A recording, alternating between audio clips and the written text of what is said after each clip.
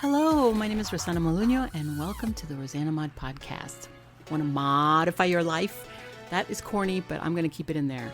This variety show brainstorms solutions for everyday challenges, unlocks your secret potential, think outside the box with creative ideas that improve your business and your life. Get inspired with special guests, get motivated with how-to projects for the whole family, and learn that life is too short for anything less than being happy. Laugh with me or at me, it doesn't matter. Somebody's going to laugh.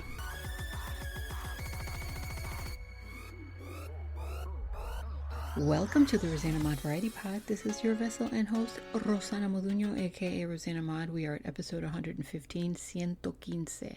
Today, update on the Cocoa Puff. What happened to Coco today? Today's Tuesday. Today, which is really not today is Wednesday. But I'm talking as if I'm in Tuesday because I'm trying to make up for the days that I missed. And if you listen to the Monday, you'll understand what happened. You see how confusing that is? It's almost like that part of the Jerk movie. Remember that movie, The Jerk, with Steve Martin? Which I love that movie. I have it on DVD. It's like one of my favorite movies of all time. Bernadette Peters. What I wanted to talk about was Tuesday. Do you hear her drinking water right now? Do you hear that? You can't miss that. I mean, I'm just going to leave that in there because it's hilarious. She drinks a lot of water. But anyway, I guess you could see that she's okay and she doesn't have her cone on. She got her cone removed. Yay! Oh my God, I was so happy. When I saw her coming out without the cone, she looked, if she had, you know how like they say dogs smile? Sometimes you can see them smile. She looked like she was smiling from ear to ear. She just had this big grin on her face. I put her in the car. She was wagging her tail the whole way home. She was just so happy. And she still has drops that I have to give her. But from 9 medications, I'm down to 5 now. So right now she's taking prednisone drops, ketorolac. I'm turning around to read. Atropine and tacrolimus, and Optics Care, which are those 2 last ones are gels. They go on both of the eyes. The first 3 go on the right, where she has the lens problem or whatever. He said the healing was really good, that it looked like it's healing well. And only problem is that her pressure is 4%, and normal pressure is 15%. So he said that it could be the sign of retinal detachment, which is the beginning of blindness, or could be inflammation. That's the update. The update is that she's got no cone and she's running around like she always is, and seems very agile and happy and eating everything because finally she can eat without the cone, sleeping on my bed like she used to, and jumping and acting normal for the most part. She turned 13 on Sunday. So we are 2 ladies growing old together, and that's the story of my life. So anyway, today's episode is going to be about not making any background noise with your headsets and things, and turning around and watching your dog sleeping. Okay, so what I wanted to say was, yes, today I wanted to talk about something that came up in my head, which happens quite often. I had this thought. Saturdays when I do the Spanglish show, I talk all in Spanish. And for some reason, it's funny because I forget a lot of the words, not a lot, but some of the words that I need to translate. Sometimes I forget. So I usually have another screen up. I only have one monitor, but I have another screen up where I put up Google Translate. So I will, talk, and sometimes I'll say, ¿Cómo se dice? Like, what do you say? How do you say it? And if I forget a word. So I'll leave that in there. It's now become a part of the show where I just leave it in there. ¿Cómo se dice? How do you say it? Because I can't remember the word. I look it up on Google, and then I edit the click sound of my mouse. I'll take that part out. Sometimes I'll take the part out where I'm actually looking for it. And other times I have left it in there as part of the show. And it just funny. Well, I'm getting feedback that it's really funny when I do that. And I didn't mean for it to be funny. It was just that way. And it got me to thinking, I am naturally a very funny person. You really wouldn't know that by some of these shows, because I have a side of me, like everybody has two sides. I think more than two sides, probably. If you're Sybil, you probably have 17 sides. But for the most part, we're multifaceted as humans. So we have different emotions and different things that we feel and different reactions to different situations or whatever. And by nature, my nature is humorous. I really am funny. Normally I am. But when I have to do something that's serious, I go on sort of like an autopilot, and that part of my brain shuts down. I don't know why that is, but I can't find humor when I'm trying to be serious.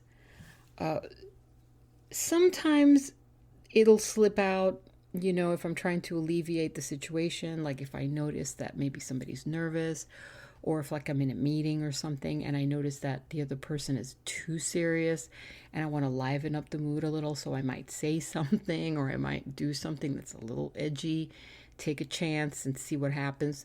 Sometimes it flies, sometimes it doesn't fly, You never know. It depends on the audience, right? You don't have to know your audience. Sometimes you don't know your audience. You just wing it. So you take a chance, right? But naturally, by nature, it is funny. But when I'm in front of the microphone, I wonder, and I've thought about this. You know how comedians are in front of a microphone? They have a skit and they have a certain amount of time that they have to spill out these one-liners and make a joke and make people laugh. So they have all these things that are planned that they're going to say. I don't know how they work. I don't know if they, if they memorize these things or if they ad-lib most of them, or maybe they just get up there and just don't practice at all and just are very natural about it. I don't know. I would love to get a hold of some comedians and interview them and ask how it is that you prepare your show, But when you're in front of an audience, I think it's different than when you're in front of a microphone with no audience. So if they have a podcast and they're just talking, how is that different than having an audience looking at you and you hearing laughter? Does that sort of change the atmosphere somewhat, or does it put you in a more serious mood? This is what I would want to ask them, because for me personally, it's hard. But I've noticed that in Saturday's shows, when I'm doing the Spanish show, it's a different feeling. It's a different vibe. It's like I wouldn't say more relaxed. I would just say that it's easier to be funny. And I don't know why that is. Maybe it depends on the conversations. I mean, not really, because this past Saturday I was talking about polenta, cornmeal, and how to prepare it. And it was exactly the same show that I did Friday on Friday Foods in English, but I did it on Saturday in Spanish. And it was just funnier on Saturday. But that's because I forgot a lot of the words and I kept saying, ¿Cómo se dice? How do you say this word? And like, how do you say corn? Which was hilarious because corn, maíz, or, corn on the cob. I mean, it was just so funny.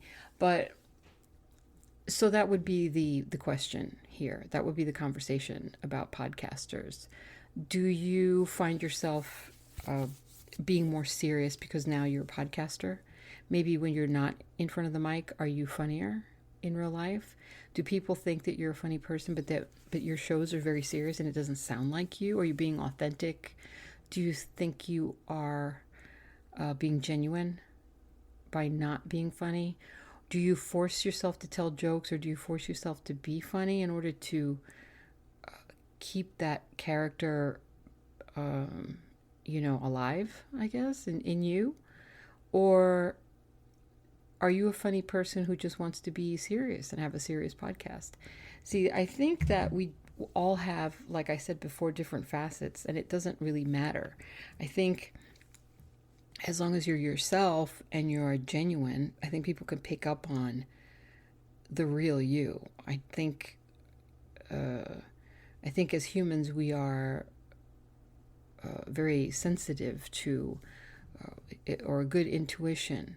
We have good intuition, so we can tell when something's fake and when something's not fake. Like when you see a news show about someone, and I'm trying to think of who it was, but it was like this.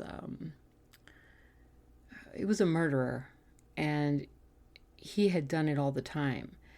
And oh no, no, I remember what it was. It was a woman who unfortunately killed her children by leaving them in the car and pushing it in the lake.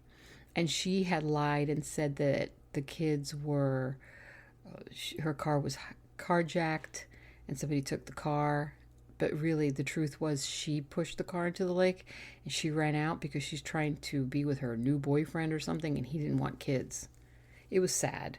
But the whole thing was everybody knew that she did it, even though she had this story that her car was, that she was carjacked and that, they stole the car, and nobody bought it.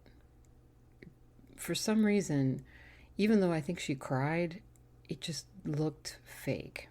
I think that we can pick up on that pretty easily, especially if we listen audially and we don't look at the person's face. I think just by voice, I think that's amazing to me. On that note, I just wanted to make sure that you guys are real when you're talking. I think it's important that you're authentic. Don't fake the jokes. I know in the very beginning, I had an episode, I forgot what it was, where I said, oh, I'm trying to be funny, or it was a blooper or something, but I wasn't really faking it. It was really true. I think if we can come away with anything as podcasters, it's what message are you trying to share and what is it that you're trying to put out there? That's the bottom line, and that's the most important thing, really.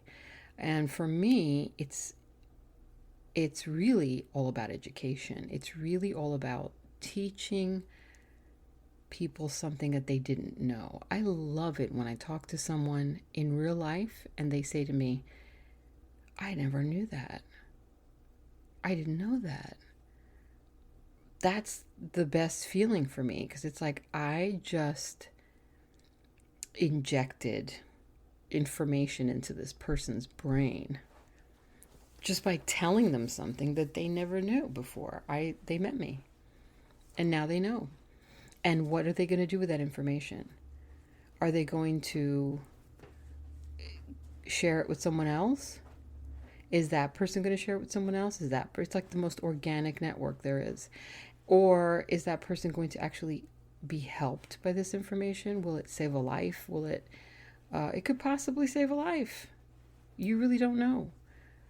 All this information that you have in your brain and all these things that you know that you think are stupid or bullshit are really probably important to someone else, and someone else needs to hear it, because we have a wealth of information throughout our lives that we've kept in this cache, in our brains like a computer, and most of it just sits there and is not used because it's not anything that fits into the daily routine. But if we ever needed to use it, like in an emergency situation or something, and you would be thankful and you would be like, see, I knew that we weren't supposed to eat those berries, you know what I mean?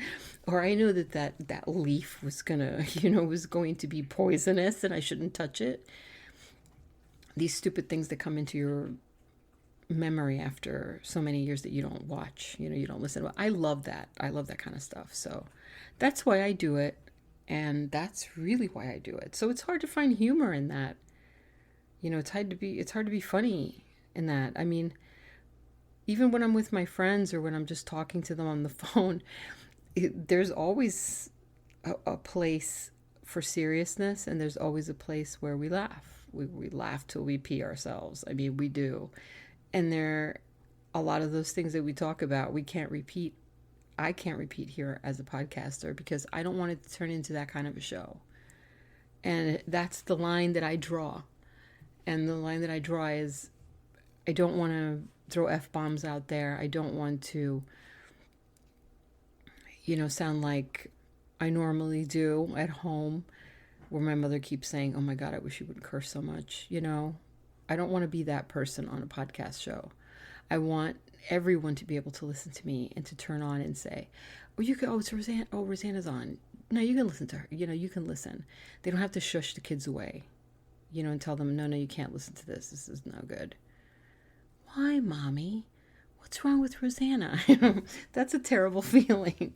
Rosanna's really bad. She uses really bad words, or she talks about sex a lot, So this is the thing that I don't want to do. And so anyway, on that note, I hope that I helped somebody. If I did, please let me know. rosanamod on Instagram, you can follow me there. If not, that's fine. You can talk to me on Facebook. I'm getting a lot of requests on Facebook lately, by the way. A lot more than Instagram. I don't know why that is. What's up with that? Instagram versus Facebook. I am more on Facebook than I am on Instagram, that's true. And I'm going to be doing a lot more live shows, but like right now there's a lot going on. Nothing negative, like I've always got something going on. There should be a lot going on. You should always be doing something. Don't let yourself, fall into that space where you get comfortable. Don't get comfortable. Don't ever get comfortable. Always stay uncomfortable. I'm serious, and that's my tip to you for the day. I should always end with a famous tip by Ro. Ro's famous tips. I don't know. That might go in a whole nother direction we don't want it to go. So on that note, again, what do they call it on that note? On that note, I got to look that up now. See, now I'm curious. Give me a C, a bouncy C. Who said that? Billy Crystal. Saturday Man or something. I forget. I love Billy Crystal. All right. I'm so ADD right now. Anyway.